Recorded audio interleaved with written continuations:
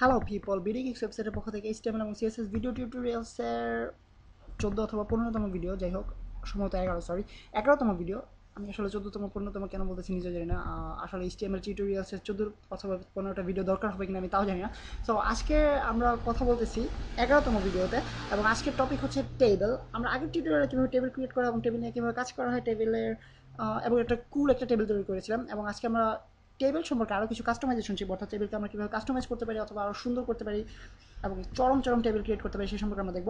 So table create করার ক্ষেত্রে আমরা বেসিক ট্যাগটা আমরা দেখেছিলাম এবং বেসিক সিনট্যাক্সগুলো আমরা দেখেছিলাম। টেবিল আমি আসলে শিওর না যে ওয়েব ডেভেলপিং ল্যাঙ্গুয়েজের ক্ষেত্রে এগুলোকে সিনট্যাক্স বলা হয় কিনা। যাই হোক, সো টেবিল অ্যান্ড দেন আমরা ভিতরে রো তৈরি করতাম এবং কলামস তৈরি করতাম।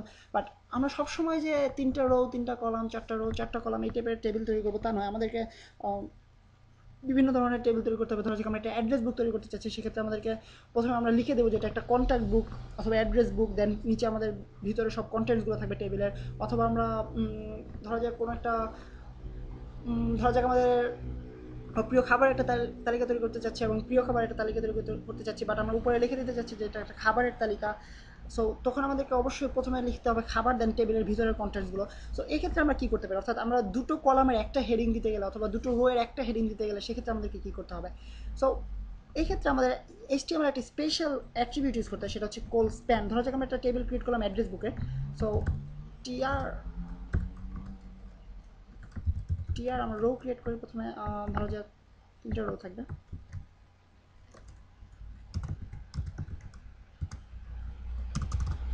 সরি, আমার আঙ্গুল আবার বেশি চলতেছে ইদানিং।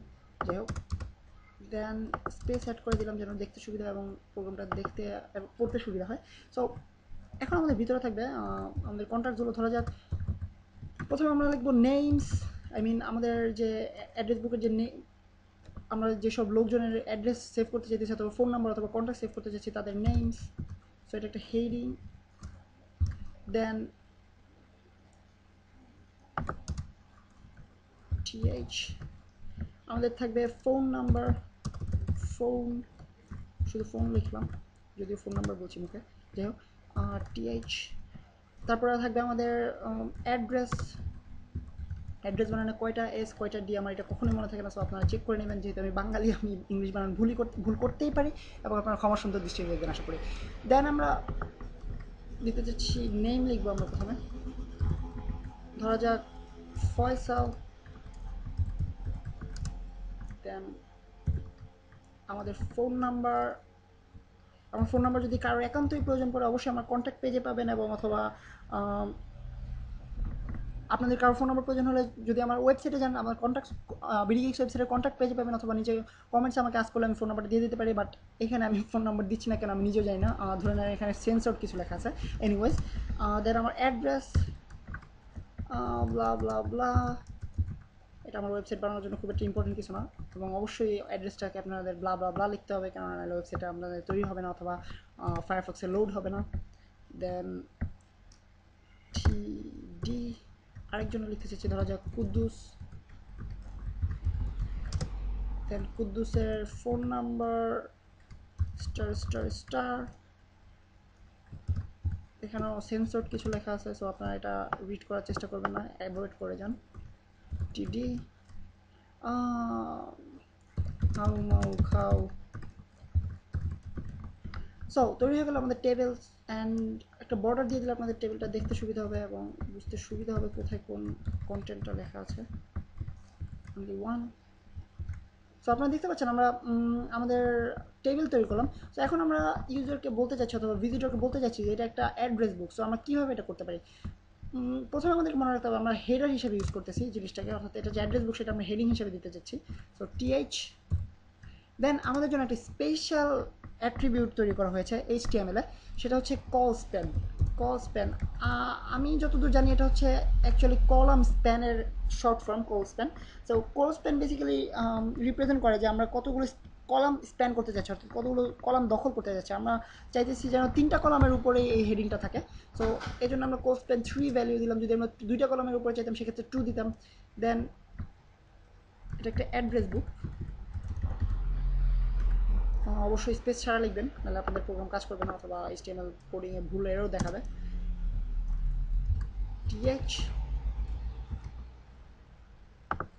দেন রিলোড করে দিতে পারছেন আপনারা খুব সুন্দরভাবে। এখানে পুরো টেবিলটার উপরে আমরা হেডিং পেয়ে গেলাম যে এটা একটা অ্যাড্রেস বুক। সো বেসিক্যালি এটা হচ্ছে আমাদের কোল স্প্যানের কাজ, এবং আপনারা চাইলে দুটোর উপরে দিতে পারেন। এখন আপনারা দেখতে পাবেন শুধুমাত্র দুটো কলামের উপরে আমরা অ্যাড্রেস বুক লেখাটা পেয়েছি। সো বেসিক্যালি এটা হচ্ছে আমাদের কোল স্প্যান অথবা হেডার টেবিলের কলামের হেডার। অ্যান্ড এখন আমরা শিখবো একটা জিনিস, সেটা হচ্ছে আমরা বর্ডারটা রিমুভ করে দিই। সো আর বর্ডারটা থাকুক, এটা আপনাদের হেল্প করবে। সো এখন আমরা শিখবো, ধরা যাক আমরা, আপনারা খেয়াল করছেন কিনা জানি না, যে লেখাগুলো খুবই জ্যাম প্যাকড একটা অবস্থা আছে, এবং টেবিলের সাইজটা এটা অটোমেটিক্যালি ডিটারমাইন হয়েছে যে কতখানি হবে টেবিলটা আমাদের লেখার উপরে। সো আমরা যদি লেখাটা এখানে চেঞ্জ করে দিই, দেখবেন টেবিলের লেন্থ ওয়াইডটা বেড়ে গেছে। মানুষের গন্ধ পাও, দেখবেন অটোমেটিক্যালি টেবিলের লেন্থটা বেড়ে গেছে, দেখতে পাচ্ছেন। উইড, অর্থাৎ টেবিলটা আরও প্রস্থে আরও বেড়ে গিয়েছে। সো এটা বেসিক্যালি অটোমেটিক্যালি সিলেক্টেড হচ্ছে। বাট আমরা সবসময় চাইবো না যে এটা অটোমেটিক্যালি সিলেক্টেড হয়ে যাবে, অর্থাৎ আমরা চাইবো যে কতটুকু টেবিল তৈরি করতে চাইছি সেটা আমরা আগে থেকে ডিটারমাইন করে দেবো, অথবা আমরা নিজে থেকে সিলেক্ট করে দেবো। সো সেই ক্ষেত্রে আমাদের জন্য একটা স্পেশাল অ্যাক্টিভিটি ইউজ করতে হবে, সেটা হচ্ছে উইড। আপনারা নিশ্চয়ই আগে থেকে গেস করতে পারতেছিলেন যে এটা উইড হবে। সো টেবিল উইড, দেন আমরা এর ভিতরে দুই ধরনের ভ্যালু ইউজ করতে পারি। একটা হচ্ছে পার্সেন্টেজ মার্কে, অর্থাৎ আমরা পার্সেন্টেজ মার্ক ইউজ করা মাত্র আমরা বলে দেবো যে যতখানি উইড, ব্রাউজারের উইড অনুযায়ী পুরোটুকুই হবে টেবিল। সো আপনারা দেখতে পাবেন এখন পুরোটুকুই টেবিল হয়ে গেছে, এবং আমরা এটাকে রিসার্চ করলে এটা বড় ছোটো হবে। অ্যান্ড আরেকটা ভ্যালু আমরা ইউজ করতে পারি, সেটা হচ্ছে জাস্ট নর্মাল নাম্বার হিসেবে, এবং নাম্বার হিসেবে ইউজ করার ক্ষেত্রে আমরা পিক্সেলস এককে আমরা ইউজ করবো না ভ্যালুগুলো। তাহলে আমি 500 পিক্সেল দিলাম। সো এটা 500 পিক্সেল পরিমাণ উইডথ হবে টেবিলের, দেখতে পাবেন আপনারা এখনই দেখতে পাচ্ছেন 500 হয়ে গেছে, 500 পিক্সেল পরিমাণ। এবং আমি যদি এটাকে 200 করে দিই, দেখতে পাবেন এটা 200 উইডথ হয়ে গেছে। টেবিলের উইডথ হয়েছে এক্ষেত্রে 200 পিক্সেল। সো পিক্সেল ইউনিটটা কীভাবে হিসাব করে সেটা আপনারা জাস্ট আশা করি HTML কাজ করতে করতে আপনাদের একটা আইডিয়া চলে আসবে যে কত পিক্সেলে কতখানি জায়গা দখল করে। সো এই সম্পর্কে আপনাদেরকে আলাদা কোনো লেসন দিতে চাচ্ছি না। দেন আমাদের নেক্সট টপিক হচ্ছে সেল স্পেসিং এবং সেল প্যাডিং। সেল স্পেসিং এবং সেল প্যাডিং ব্যাপারটা কিছুটা কাছাকাছি, বাট অনেকখানি ডিফারেন্ট। সুন্দর নিশ্চয় আজীব লাগতেছে যে কাছাকাছি এবং অনেকখানি ডিফারেন্ট একসাথে কীভাবে, আপনারা দেখলে বুঝতে পারবেন যে সেল স্পেসিং বেসিক্যালি আপনারা দেখতে পাচ্ছেন যে লেখাগুলো ভালো করে খেয়াল করলে বুঝতে পারবেন যে নেমস, ফোন লেখাগুলো বক্সের একেবারে ঠাসাঠাসিভাবে বক্সের মধ্যে লেখা আছে। দেখেন যে অ্যাড্রেসের পরে বক্সের মধ্যে কতটুকু জায়গা খালি, ডি এর নিচে কতটুকু জায়গা খালি, জাস্ট খুব ঠাসাঠাসি করে লেখা। সো আপনারা যদি কেউ চান যে আমরা একটু বড় করে দিই টেবিলটাকে, সেক্ষেত্রে আপনাদের বুঝতে সুবিধা হবে, দেখতে সুন্দর হবে টেবিলটাও। সরি, একটা এক্সট্রা মার্ক চলে আসছে যেটা আমি চাইতেছি না। সো এখন আপনাদের দেখতে সুবিধা হচ্ছে, এবং আমি এটাকে 3 করে দিই যেহেতু আমরা পুরোটাই একটা অ্যাড্রেস বুক। সো এখন আমরা চাইতেছি যে লেখাগুলো একটু গ্যাপ থাকবে এবং স্পেস পাবে লেখাগুলো বক্সের ভিতরে। সো এক্ষেত্রে আমাদেরকে একটা জিনিস ইউজ করতে হবে, সেটা হচ্ছে সেল প্যাডিং। সেল প্যাডিং হচ্ছে আপনারা দেখতে পাবেন এখন এটা কাজ সেটি। এটাকে এখানে আমরা পিক্সেল ইউনিটে আমাদেরকে ভ্যালু ইনসার্ট করতে হবে। ধরা যাক আমি 10 পিক্সেল পরিমাণ জায়গা দিলাম।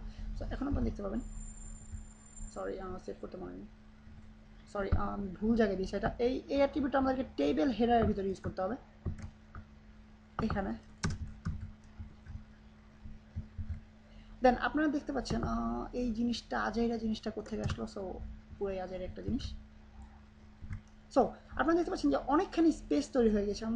আমি কোথায় ভুল করতেছি নিজেও বুঝতেছি না, কোথায় প্রেস করতেছি অথবা আঙ্গুল কোথায় কাজ করতেছি আমি নিজেও বলতে পারতেছি না। আপনার কাছে খুবই সরি, এবং আমি লজ্জিত, আবারও ভুল করছি কোথাও। Address book, call span, th, so save, reload, হ্যাঁ এখন কাজ করতেছে। সো আপনারা দেখতে পাচ্ছেন এখন লেখাগুলোর জ্যাম প্যাকড, অর্থাৎ ঠাসাঠাসি একটা অবস্থা নেই। এখানে অনেকখানি স্পেস পেয়েছি আমরা, ফোনের সাইডে, ফোনের উপরে, নিচে অনেকখানি লেখা স্পেস পেয়েছি।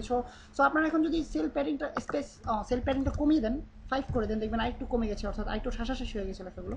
দেখতে পাচ্ছেন কীভাবে কাজ করে জিনিসটা। এখন আমরা দেখব কীভাবে সেল স্পেসিং ইউজ করা হয়। সেল স্পেসিং বেসিক্যালি আপনাদেরকে ডেমনস্ট্রেটের মাধ্যমে দেখায়, অর্থাৎ দেখিয়ে দিলে সুবিধা হবে আপনাদের বুঝতে। সেল স্পেসিং 10 পিক্সেলস দেওয়া যাক। এখনও রিলোড করলে দেখতে পাবেন প্রত্যেকটা সেলের মাঝখানে আমরা কিছুটা স্পেস পেয়ে গেছি, অর্থাৎ এখানে কিছু স্পেস আছে, এখানে কিছু স্পেস আছে, যেটা আগে ছিল না। এখন আমরা যদি কমিয়ে দিই দেখবেন ফয়সাল এবং কুদ্দুস এই দুটো বক্সের মাঝখানে, কুদ্দুস একটা ফানি নেম, যাই হোক শুনলে আমারই হাসি পাচ্ছে, আপনাদের হাসি পাচ্ছে কিনা জানি না। সো এই দুটো বক্সের মাঝখানে কিছুটা স্পেস তৈরি হয়ে গেছে। সো এটাকে আমরা যদি কমিয়ে দিই দেখেন আপনার স্পেসটা আরও কমে যাবে, খেয়াল করেন স্পেসটা কতক্ষণ কমে গেছে। সো এটা হচ্ছে বেসিক্যালি আমাদের সেল স্পেসিং, সেল প্যাডিং এবং কল স্প্যান প্লাস আমরা একটা জিনিস যেটা শিখলাম যেটা হচ্ছে উইথ। সো বেসিক্যালি আজকে টিউটোরিয়ালটা এই পর্যন্তই। আমি বলার পরে ভাবতেছিলাম আরও কিছু আজকে শেখানো যায় কিনা, বাট তখন আমার খেয়াল হলো যে অলরেডি আমি 10 মিনিট 40 সেকেন্ড বানিয়ে ফেলেছি ভিডিওটা, এবং এত বড় বড় ভিডিও দেখতে আপনাদের নিশ্চয়ই খুব কষ্ট হচ্ছে। But I hope and I wish আপনাদের ভিডিওগুলো ভালো লাগতেছে এবং আপনারা কিছু শিখতে পারতেছেন, এবং নেক্সট ভিডিও টিউটোরিয়াল আপনাদের সাথে দেখা হওয়ার আশা রাখি। আমি ফয়সাল আহমেদ সাইন অফ করতেছি ফ্রম ভিডিও।